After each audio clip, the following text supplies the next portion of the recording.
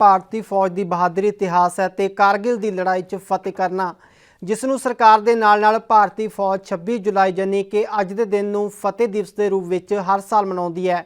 ਪਾਕਿਸਤਾਨ ਨਾਲ 1999 ਨੂੰ ਕਾਰਗਿਲ ਦੀ ਲੜਾਈ ਦੌਰਾਨ ਭਾਰਤੀ ਫੌਜ ਨੇ ਆਪਣੇ 500 ਤੋਂ ਜ਼ਿਆਦਾ ਜਵਾਨਾਂ ਦੀ ਸ਼ਹਾਦਤ ਦੇ ਕੇ ਫਤਿਹ ਹਾਸਲ ਕਰਕੇ ਟਾਈਗਰ ਹਿੱਲ ਉੱਤੇ ਆਪਣਾ ਤਿਰੰਗਾ ਝੰਡਾ ਲਹਿਰਾਇਆ ਸੀ ਅਤੇ ਇਹਨਾਂ ਮਹਾਨ ਸ਼ਹੀਦਾਂ ਨੂੰ ਪੂਰਾ ਦੇਸ਼ ਸਲਾਮ ਕਰਦਾ। ਦੇਖੋ ਇਸ ਤੇ ਸਾਡੀ ਖਾਸ ਰਿਪੋਰਟ।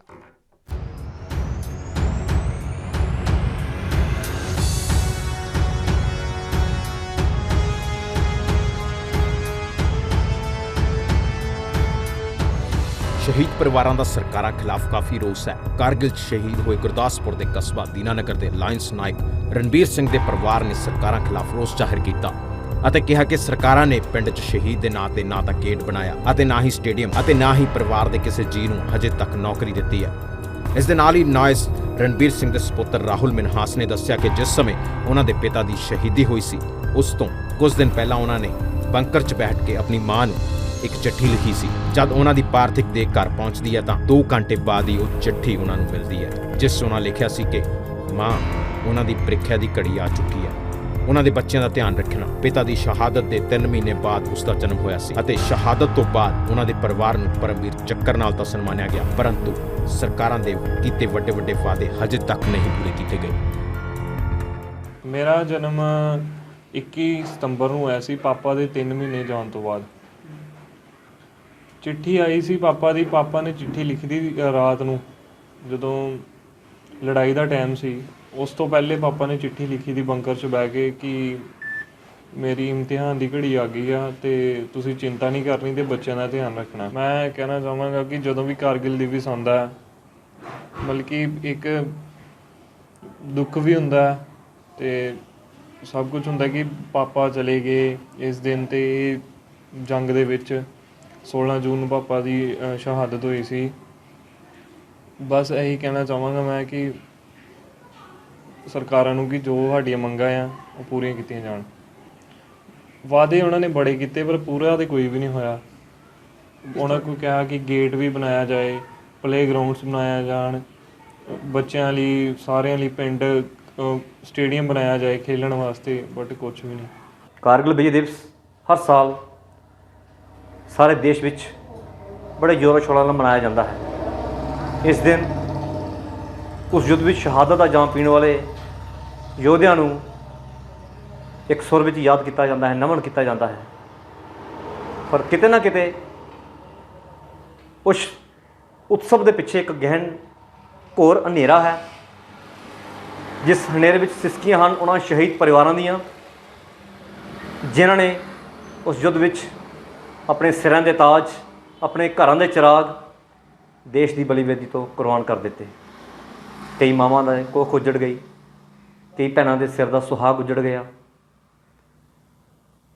ਲੇਕਿਨ ਅੱਜ ਲੋੜ ਹੈ ਕਿ ਜਿਹਨਾਂ ਸ਼ਹੀਦਾਂ ਨੇ ਸਾਡੇ ਆਉਣ ਵਾਲੇ ਕੱਲ੍ਹ ਲਈ ਆਪਣਾ ਅੱਜ ਕੁਰਬਾਨ ਕਰ ਦਿੱਤਾ, ਉਹਨਾਂ ਦੇ ਦੁੱਖੜੇ ਸੁਣੀਏ, ਉਹਨਾਂ ਦੇ ਰਿਸ਼ਤੇ ਜ਼ਖਮਾਂ 'ਤੇ ਮਰਹਮ ਲਗਾਈਏ।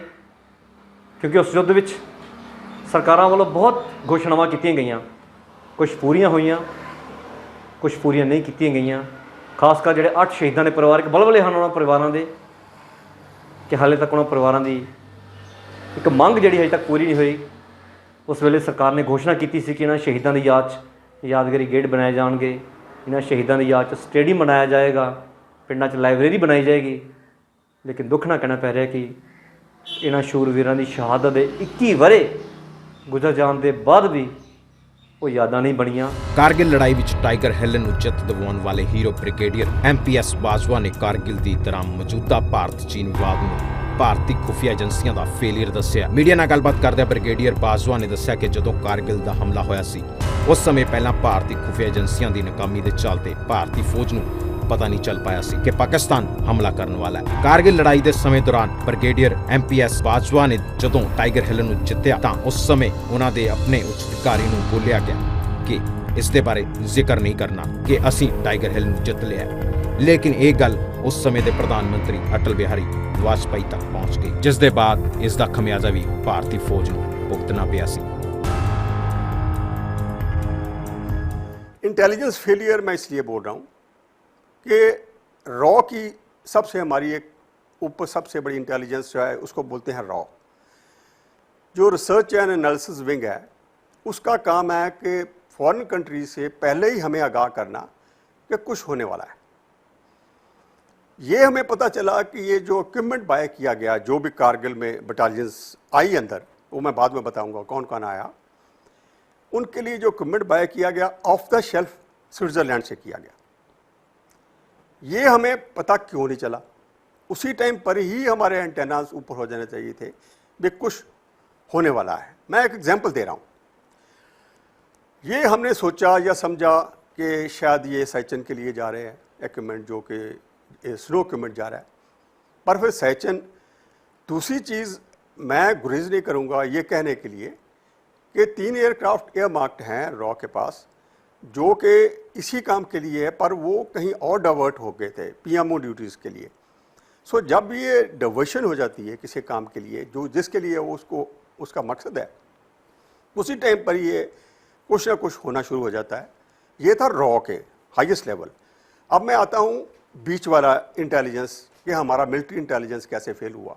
हर 15 दिन के बाद एक मिलिट्री इंटेलिजेंस मीटिंग होती है जो कि आर्मी हेडक्वार्टर में होती है। इसको बोलते हैं जॉइंट इंटेलिजेंस मिलिट्री जो मीटिंग है। इसमें सारी एजेंसीज अपनी अपनी देती हैं राय कि चाहे वो आईबी की रिपोर्ट हो लद्दाख से, इंटेलिजेंस ब्यूरो जो कि इंटरनल सिक्योरिटी के लिए, चाहे वो कोई दूसरी एजेंसी हो या हमारी फील्ड एजेंसी हो या हमारी एयर रिकॉनेसेंस हो, उसका हर 15 दिन के बाद एक एनालाइज किया जाता है कि कोई बिल्डअप, कोई मूव, कोई ख़तरा तो नहीं किसी वक्त किसी तरह से। सो ये हमारा एक तरीका है। वो भी मैं कहूँगा कि नहीं हो रहा था रेगुलरली।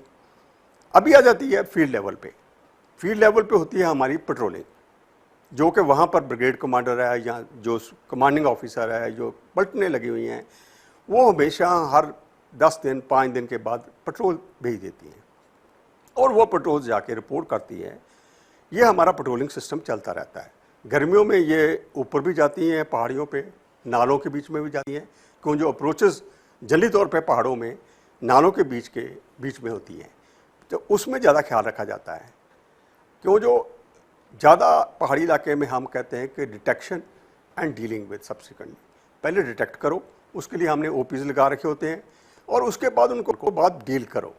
क्यों जो इन्फिल्ट्रेशन की एक सबसे बड़ी दिक्कत ये है कि जो भी इन्फिल्ट्रेट करके फोर्स आती है अंदर, वो 48 आवर्स के अंदर 48 घंटे के अंदर उसका लिंक अप होना बहुत ज़रूरी है, नहीं तो फोर्स ख़त्म हो जाती है। ये एक असूल है जो कि हमारे इन्फिल्ट्रेशन का है। वो मैं बाद में आऊँगा कि यहाँ पर क्यों हुआ।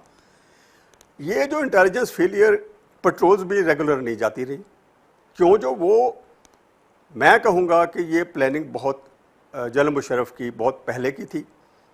वो क्या फरवरी के ऑनवर्ड्स ये इंडक्शन शुरू हुई कि नई इंडक्शन शुरू हुई, पर ये कहने में क्यों जो इंटेलिजेंस नहीं थी, ना ही अपने किसी ने देखा, ना पेट्रोल्स गई, और ना ये ज़रूर एक बहुत बड़ी एक गलती थी हाईएस्ट लेवल से लेकर लोएस्ट लेवल।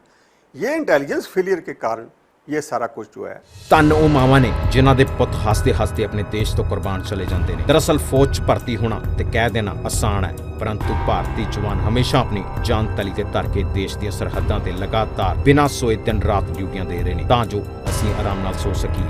ਪਰੰਤੂ ਇੱਕ ਸਮਾਂ ਰਹਿੰਦੇ ਹੀ ਇਹਨਾਂ ਮਹਾਨ ਸ਼ਹੀਦਾਂ ਨੂੰ ਯਾਦ ਕੀਤਾ ਜਾਂਦਾ ਹੈ, ਜਦ ਕਿ ਸ਼ਹੀਦ ਦੇ ਪਰਿਵਾਰਾਂ ਨੂੰ ਅੱਜ ਵੀ ਉਹਨਾਂ ਦੇ ਸ਼ਹੀਦ ਪੁੱਤਰਾਂ ਦੀ ਯਾਦ ਭੁਲਾਇਆ ਵੀ ਨਹੀਂ ਭੁੱਲਦੀ। ਪਰ ਸਰਕਾਰਾਂ ਹਰੇਕ ਸਾਲ 26 ਜੁਲਾਈ ਨੂੰ ਇਹਨਾਂ ਮਹਾਨ ਸ਼ਹੀਦਾਂ ਨੂੰ ਤਾਂ ਯਾਦ ਕਰਦੀਆਂ ਨੇ ਅਤੇ ਕਈ ਰਾਜਨੀਤਿਕ ਭਾਸ਼ਣ ਵੀ ਦਿੱਤੇ ਜਾਂਦੇ ਨੇ, ਪਰ ਕਈ ਅਜਿਹੇ ਵੀ ਜਵਾਨ ਨੇ ਜਿਨ੍ਹਾਂ ਦੀ ਸ਼ਹਾਦਤ ਮੌਕੇ ਤਾਂ ਸਰਕਾਰਾਂ ਨੇ ਵੱਡੇ ਵਾਅਦੇ ਕੀਤੇ, ਪਰ ਹਕੀਕਤ ਦਾ ਹਾਲ ਸਭ ਦੇ ਸਾਹਮਣੇ ਬਰਕਰਾਰ ਹੈ। ਉਮੀਦ ਕਰਦੇ ਹਾਂ ਕਿ ਸਰਕਾਰਾਂ ਵੀ ਇਹਨਾਂ ਪਰਿਵਾਰਾਂ ਵੱਲ ਕੋਈ ਧਿਆਨ ਜ਼ਰੂਰ ਦੇਣਗੀਆਂ ਜੋ ਬਾਰਡਰਾਂ ਦੇ ਪੂਰੀ ਤਨਦੇਹੀ ਨਾਲ ਆਪਣੀਆਂ ਡਿਊਟੀਆਂ ਦੇ ਰਹੇ ਨੇ ਤੇ तमाम ਉਹ 1999 ਦੇ ਵਿੱਚ ਹੋਈ ਲੜਾਈ ਦੇ ਸ਼ਹੀਦਾਂ ਨੂੰ ANB ਨਿਊਜ਼ ਸਲਾਮ ਕਰਦਾ ਹੈ।